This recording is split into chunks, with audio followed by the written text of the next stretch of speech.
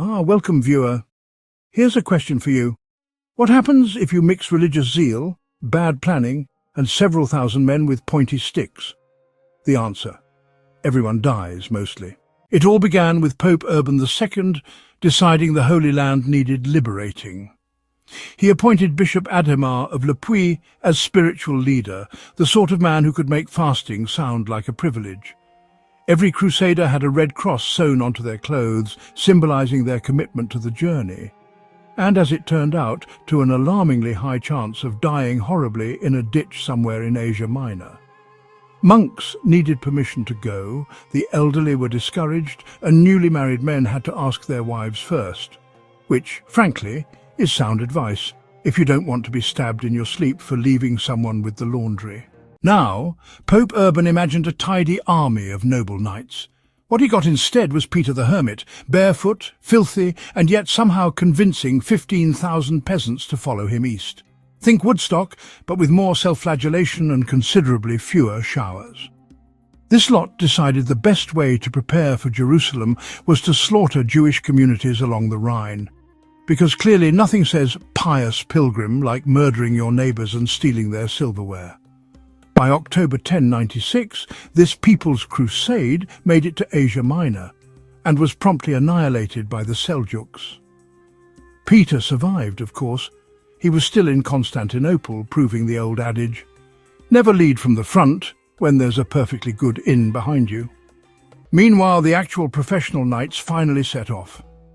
Count Raymond of Toulouse, Robert of Normandy, Beaumont of Taranto, Godfrey of Bouillon, all strutting in with armour polished and swords sharp.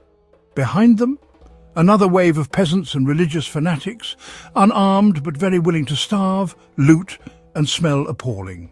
Byzantine Emperor Alexius I, not thrilled at hosting this chaotic horde, ferried them across the Bosphorus on the condition they swore to give him back any land they took, which they immediately ignored, because if there's one thing medieval knights were good at, it was breaking promises with style.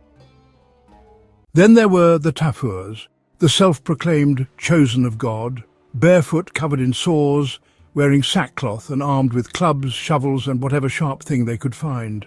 They lived on roots, grass, and occasionally roasted enemy corpses. Yes, cannibalism. It's all fun and games until Geoffrey from the next village becomes lunch. They terrified the Muslims, disgusted the knights, and looted everything in sight. Their motto might as well have been, "We're poor, but we're also deeply unpleasant." After 3 years and nearly 3,000 miles, they reached Jerusalem. The Fatimid governor, well aware of the incoming chaos, poisoned the wells outside and stocked the city with supplies. The Crusaders, short on food, siege equipment, and any sense of reasonable strategy, attacked anyway. Initial assault failed, then luck. 6 ships slipped into Jaffa with timber, ropes and weapons. By mid-July, siege towers rolled up to the walls. On the 15th, Godfrey breached the northern defences. Tancred surged into the city. Raymond of Toulouse took a bribe and let the governor go.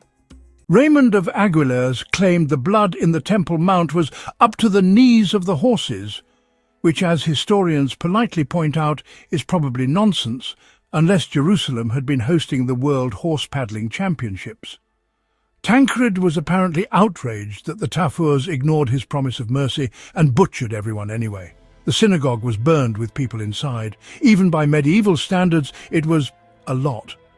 When the killing stopped, the knights prayed at the Church of the Holy Sepulchre, rejoicing and weeping, which is fitting.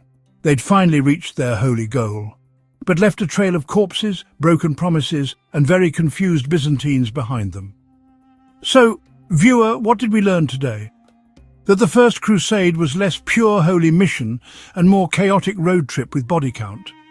That even in the 11th century, bad leadership and unchecked zeal made a spectacularly bloody mess.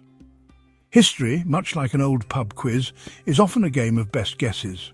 The further back you go, the fewer clues we have, and the more it feels like assembling a 1,000-piece puzzle when half the pieces are missing, and the picture on the box is just a polite suggestion. Some of you will look at these tales and wonder, did that place really exist? Did that person ever walk the earth? And that's perfectly fine. Because even the most celebrated historians sometimes stand in the very same spot, scratching their heads and saying, well, maybe. That's the beauty of it. History isn't just about finding answers, it's about chasing them. Now tell me in the comments, if you were in 1096, would you have taken the cross or run very fast in the opposite direction? And remember to follow for more history with some sarcasm and dread.